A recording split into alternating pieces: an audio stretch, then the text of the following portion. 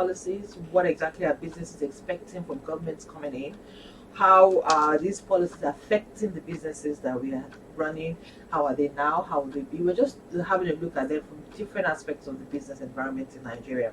So as usual, we really like to hear from you. So I'm sure that a lot of us are interested in running businesses. If we go by what we always tell ourselves, we always need two streams of income. And even if you don't run a business, you will partake of a business in one way or the other. You buy from them, you use their services. So at the end of the day, it all affects us. So we need to be concerned. The number is 0813 331 3172. 0813 331 3172. Today we are going to be talking from the perspective of the manufacturers in Nigeria. And in the studio with me, I have Mr. Segun Ajayi-Kadir. He is the General Manager, Manufacturers Association of Nigeria. You're welcome. Thank you so much for joining us. Thank you for having me. Now, when we hear the Manufacturers Association of Nigeria, we are all people that are mixed of people that are in charge of manufacturing all the things we do. How has doing business in Nigeria been so far for manufacturers? Thank you again. I think manufacturing in Nigeria is located in an environment that all other operators in the economy are located. So we are not insulated from the general challenges that has continued to bedevil business. So for manufacturers, it's been quite a difficult time.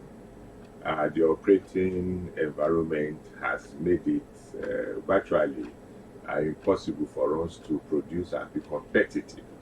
It's not just producing, but you need to be able to produce and at the same time be able to sell. You need to be able to have return on investment. You need to be able to have your operations going on smoothly. You have your raw materials, you produce, you sell. The policies have to be right, the infrastructures have to be right, and you need to be able to procure forex, for instance, to procure your raw materials and so.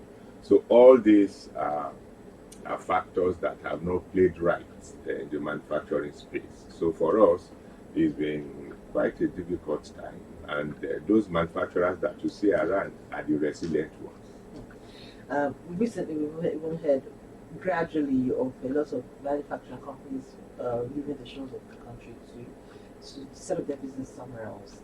In your own view, how will this ultimately affect the economy of Nigeria? It's actually a sad development, even though some of the companies that have been set to move their businesses elsewhere, what they actually did was to stop their manufacturing business. They didn't necessarily move to what they popularly say Ghana and the rest of it, but there are two popular ones, Dunlop and Michelin. But the truth of it is that when a company closes shop, people lose employment. The taxes that they should have paid to government is not going to be paid. Those who depend on the workers have to deal with the social issues. The country itself has recorded a swelling of the social miscreants. I mean, because most of the people that work in industries are young people. And we have a population of more than 60 million young people in Nigeria. So you can imagine whenever a company closes, you have this implication. And when they now increase their operations in other countries, particularly neighboring countries, and this is what we have seen in recent times, what will happen is that they will produce in those countries. The country will enjoy everything we have lost: taxes to government, employment, technological advancement, technological transfer. And then they take those same products, bring them into the country. Of course, they will be more competitive because the environment is more clement for them. So when they get to our own country, those goods compete unfairly with the ones that are made in the country. So it's a threefold effect. One, we miss what we should have had. Two, the other country benefits. And three, those same products, now that we have ETLS and AFCFTA, they are able to come in directly to our country, virtually not paying taxes, and to compete with ours. Okay, so that would explain a lot of reasons why, there's been encouragement to buy Nigeria, but a lot of people are complaining about the cost of actually buying things made in Nigeria. So that will explain it. Yes, to some extent, because the manufacturer is not a philanthropist. He needs to produce, he needs to be able to sell above cost price.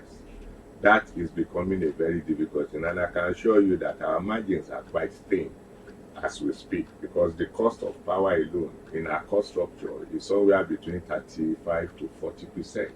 And when you know that it's not available, we woke up this year to say the price of diesel go up 3 times. It used to be 250, it's now 800, 850, and power is not available.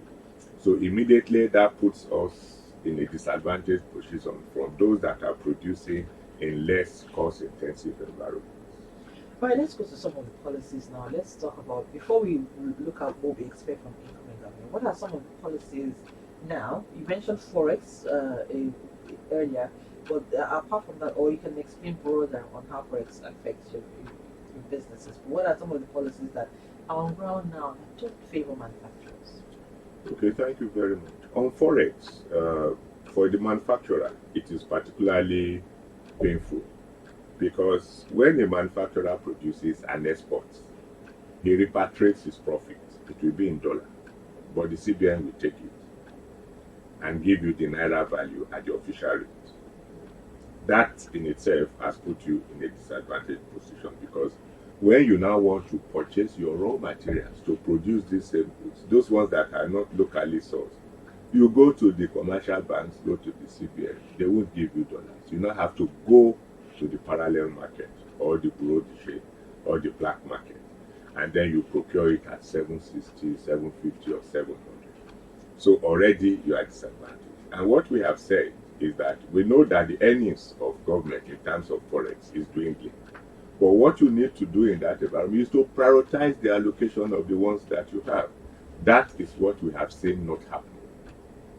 And you are not allowed free access to the repatriated profit, even for those who are exporting, the few that are able to export. So what, and because there are different windows, and that's where people will always take advantage. You have the official market and you have the, so to say, unofficial market. Except you are able to narrow the gap and you prioritize the allocation to the productive sector. They are not going to get, it's going to be a circus. You will never be able to generate enough forex, since the mono product that we have is no longer yielding the kind of income that national income that we used to have. But is this normal? When you compare this to other climes, this disparity in the cost of the amount you get the forex for. In other climes, you have such a big margin between. Is there a black market in the first place? And is there such a big margin? Yeah, I would like to give an example of Egypt, which is what I experienced myself. I went to Egypt and I wanted to change my dollar to the Egyptian pound. I had to go to a bureau de change. And when I got there, they took my passport, made a photocopy of it. They asked me what I wanted to use the dollar for. And then I told them, and then they took my dollars and gave me Egyptian pounds. I had to go to a specific place. There is nobody selling dollar on the streets. If you are caught, and there's no shop in Egypt that you can buy anything with dollars. But here we even have hotels and schools that take dollar from you in this country, even though it's illegal, but it's happening. So what to be said is that government needs to rein in these different rates, because except you have that, you always have people round tripping. They will go to the CBN, they will collect the money, and then they will come to the black market and sell. Once there's that disparity, it's human nature. People will always be fraudulent, and then they will take advantage. So what we need to do is to unify the various windows. There are other challenges also, like you said. And there is actually a very serious one that we are confronting, and it's in the food and beverage sectors. By the way, in MAN we have 10 sectors. That's Manufacturers Association of Nigeria. We have 10 sectors, and of all these 10, the most performing is the food and beverage. And I mean, it's very obvious. So what is happening now is that there is a roadmap for increase in excise duty that was agreed with government year 2022 to last 2022, 2023, 2024, a 3-year roadmap of graduated increase. In the first instance, the sector said we cannot take this, and we proved it scientifically. There was a study done by one of the big fours in consultancy in this country, and we presented it to government. Anyway, government imposed it, so to say, and it started implementation in June. Lo and behold, in the first quarter of this year, government is in an unwarranted manner trying to do a further increase. We've not even had the first year to assess the impact of the roadmap, but it's now going to increase by as much as 100% in some cases. And the areas to be affected are alcoholic and non-alcoholic beverages, wines and spirits, tobacco, and the rest of it. Now, all those ones are already bleeding with the Naira crunch that we had. Because as it is, a lot of people are recording the lowest sales in 3 decades. For companies that have been in 3 decades, for companies that have been in Nigeria for a very long time. You will have heard that Unilever had to close 3 of its brands. Unilever is 100 years old in this country. And this is because of this record decline in terms of what is accruable as profit. That is yet another one. And then we have the issue of power. I mean, everybody knows power. And the government itself provided for what they call eligible customer scheme, which allows you, if you are utilizing more than 2 megawatts of electricity, to take power directly from the TCN. And that means that you are going to have it at a lower cost, because manufacturing cost, if it's not low, your product will be expensive, it will not be competitive. But the same situation is giving rise to preventing qualified manufacturers from benefiting from this scheme. So you are left at the mercies of the discos that are obviously inefficient and very, very expensive. And of course, even when you pay for power, because most are not metered, you pay for what you have not consumed. So those are areas that we need to intentionally focus and resolve. We have quite a wide range of infrastructure that should have been marshaled directly to support the manufacturing sector. And then we'll be able to have a viral one, because there's no nation on earth that is known to be wealthy or developed that doesn't have a viral manufacturing sector, because it takes care of so many things: technological advancement, employment, payment of tax to government. We have always said we wanted alternative source of income for government, and non-oil. Where else are you going to get it? Okay, so if you're just tuning in, this is NECA Voice of Business. It's reaching you from Radio 1, 103.1 FM, your news, talk, and sports radio station. And we're talking about policies affecting us when it comes to the manufacturing sector. In the studio with me, I have Mr. Segun Ajayi-Kadir. He's the Director General, Manufacturers Association of Nigeria. You can join the conversation on 0813 331 3172. That's 0813 331 3172. Now, okay, we've talked about some of the challenges now. Let's move forward, and I want to ask, are there, you did mention the fact that there's a consultancy firm that did the research and presents to government.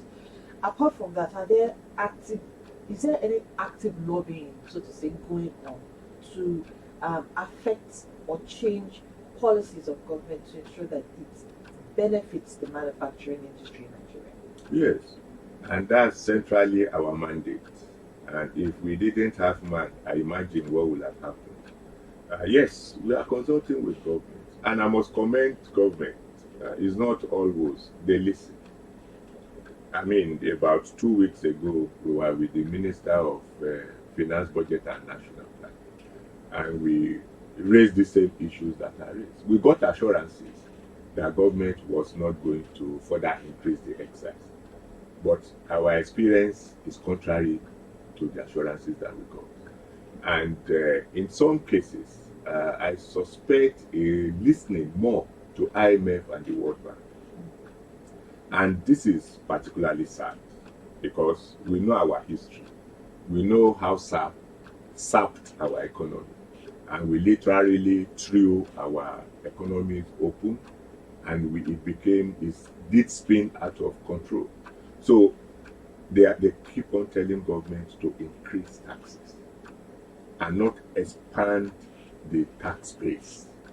That is the difficult choice that government has to make. So when we advocate, we are not the only ones that government is listening to. And by some inexplicable reasons, we have a preference for the Bretton Woods institutions, probably because government wants to continuously be credit worthy, and then so you sacrifice, so to say, an economy. Whereas if you really look at it and you engage the operators in the domestic economy, most of those loans that will go outside of the country to collect, you can generate it from within. There are Nigeria is owing 77 trillion naira. I mean, is and you have a 41% unemployment rate. So I mean, this too will give you an impression that localizing your policies in order to benefit the existing manufacturers, for instance, is the way to go.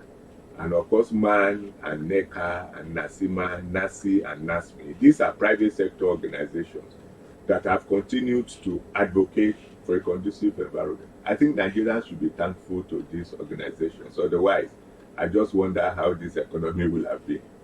Okay, let's talk about employment now. You mentioned employment. One of the issues that lots of employers are complaining about is the lack of adequate manpower, not just manpower, but at least competent and experienced or adequate manpower. Is this syndrome of everybody leaving, how is it affecting the manufacturers? Yeah, it's affecting us gravely, I must say. And the issue of manpower even has to do with how we train our people. The story of our educational system is a sorry one. And we have continued to witness a situation where even our best and the brightest are being uh, are being pushed, so to say, to go outside of the country for the greener pastures. I believe that this is an issue that government should take very, very seriously. And if you see the pattern of drift, it is those that are engaged that are being taken away. How I wish that it is those that are unemployed that will be taken out of the country. I mean, one of my account officer in the bank, when he came to tell me that he was leaving, he told me that in his department there are 12 of them. There is only 3 left. Wow. So and you will see that there's a correlation between this and the lowering of the standard of banking facilities and banking services in the country. So for us in the manufacturing sector, if you do not have a good staff to work in your factory, it is a signpost for disaster. Because most of our machines, most of our processes are specialized. And if you do not have the requisite manpower to work on them, it becomes a major, major issue for your productivity. So it is negatively affecting us. And many people will say there are so many unemployed persons, and so why not engage You them? did mention earlier that a lot of like 60% of population should be employable. Yes. So, but the problem now is that where you have to get them, you have to train them. And for the manufacturer, yes, it is good for you to train, but you need to also get people that are trainable. And then you don't have all the time in the world. You are not an educational institution. You are a manufacturing institution. Actually. All right, so let's now talk about your expectations. What are some of the things that you put forward that you expect the incoming government to tackle first? Let's list them in order of priority. Okay, so I think that now that issues are settling down, I think the first thing that should be done is that the transition should be effective and complete. Because what we have seen repeatedly is that we have a government discontinuing the projects and the programs of the previous administration. So we expect some measure of smooth transition and continuity. We also must front load quite a number of. First, the government must ensure that they prioritize security, because it has continued to even limit our capacity to source those raw materials that we source locally. Our capacity to source them has been severely limited. As we speak, 60% of our members in the Northeast have closed shop. There is need for government to head on tackle the issue of insecurity so that we can get our lives back and get manufacturing back. Secondly, just in case this administration goes on to continue to violate the roadmap that we have on this food and beverage thing, we expect the government within the first 100 days to reverse it, because it's inimical to the growth of that sector. As a matter of fact, more than 70% of those industries will completely go under. Oh, wow. And we must not have that situation. We must not allow it to happen. Then government must work to change this monetary policy that does not favor productivity. The allocation of forex should be transparent. The windows should be unified, such that there's no arbitrage anywhere. Then we should also be able to have a situation where the SEMA bill that is being amended now, the input of the organized private sector, NECA, MAN, NASIMA, NASI, and NASME, must be taken into consideration in such a way that the management of customs, for instance, is not left to drift. It is critically important for government to do that. And in terms of the infrastructure, which I've mentioned, government should, within the first 100 days, mandate the NEC, that's the Electricity Regulatory Commission, to give those manufacturers that are eligible for the customer scheme to be given. They should actually be given a target, and I would suggest 25. They should be transparently given so that we can reduce the cost of production. If it is in our environment, it's as much as 40%. And with our competitors, it's somewhere between 5 to 10 to 15%. It's a non-starter. And now that we have the AFCFTA operating, and 90% of the tariffs are going to be reduced to zero over a period, we are going to be perpetual dumping ground for cheaper products that will not be able to compete with, even in our own backyard, as they normally say. So the government has to bring those ones to the fore. And I will advise that government, in conjunction with the private sector, they should be able to itemize deliverables within the first 100 days, because there's a lot of trust deficit for government. People find it very difficult to believe government. And if somebody had told me that the Ministry of Finance, Budget and National Plan will still be going ahead to violate the roadmap that they agreed, is unimaginable. Because businesses have structured a 3-year plan, and you are truncating it before the expiration of the first year. I mean, these are businesses, many of them are foreign, and that's why we are not able to attract the FDI, the foreign direct investment. And this administration should immediately ensure that the expertise that we have, even if it is the diaspora expertise that we have in terms of investable funds and in terms of expertise, they should be able to attract them into this country. And it is only stability in policy, consultation with the private sector, and tailoring the economic policies to suit the local environment that can attract them. So those are the areas that we think, and they are low-hanging fruits. I mean, it's not very difficult to do. These are there's no need to talk about increased power, generate 100,000 megawatts. These things are going to take time. But there are some wrong directions that the economy is headed now. The best to be done within the first 100 days is to reverse those trends. Otherwise, I mean, we are going to borrow $800 million to target 50 million households. This is ridiculous, with due respect, because it's not going to amount to anything. And we have about 130 million households that are living below the poverty line. So which 50 are you going to select?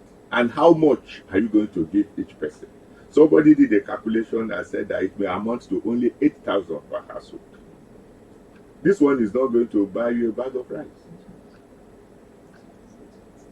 Well, we have to end the program at this point. It's kind of worrisome, the trends that we keep discussing every week on the show here, and hopefully government will listen to all your organizations and be able to make policies that will actually make it good for everybody else in the country. Thank you once again for joining us on the show this morning. We speak to Mr. Segun Ajayi-Kadir. Thank you so much.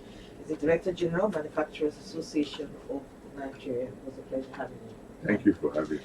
And that's where NECA Voice of Business will end for this week. We'll be back same time next week to talk more issues on business. If you have questions, or just drop it on our page and we'll answer your questions and your comments. My name is Olawumi Ako. Thank you so much for always being here for us.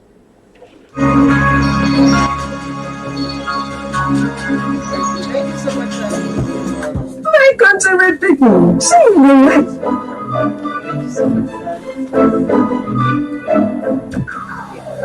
Join us next time on NECA Voice of Business, same time on this station. You can also follow us on all our social media handles: Facebook at NIG Employers, Instagram NECA the Voice of Business, Twitter at NECADOT.org, YouTube youtube.com/@NECA8781.